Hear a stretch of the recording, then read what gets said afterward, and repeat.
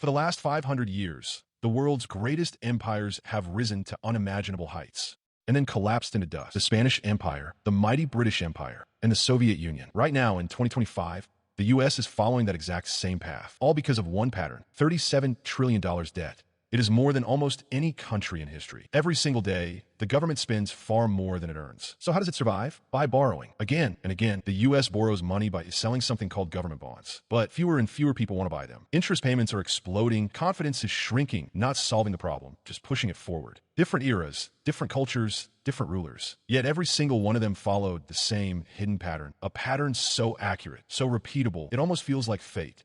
Spain, once the richest empire on earth. Gold flooded from the Americas, cities boomed, armies expanded. But inside the pattern had already begun. Corruption, overspending, declining productivity.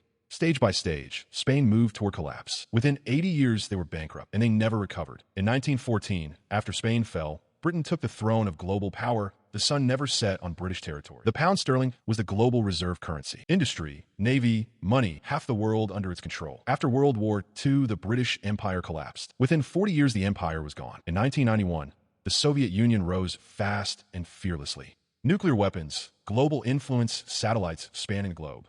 But the pattern does not discriminate.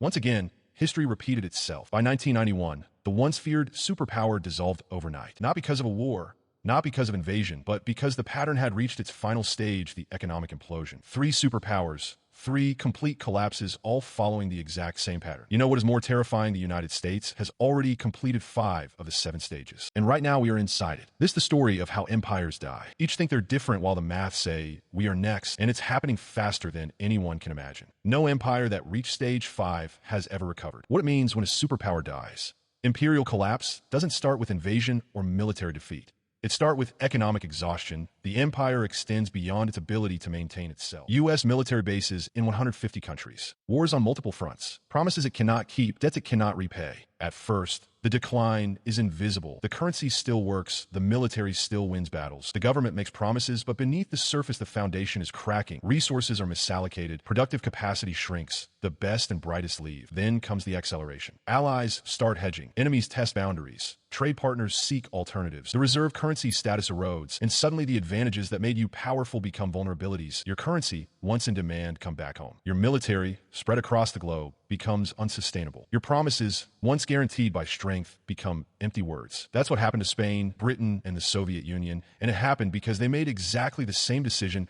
we're making now. They believed their power was permanent. They overextended militarily. They debased their currency, and they refused to accept reality until collapse was already underway. So here's the question that haunts historians. Is the US next? Is history repeating itself again? This era is different. Technology is more powerful. Global trade is deeper. Nuclear weapons change warfare forever.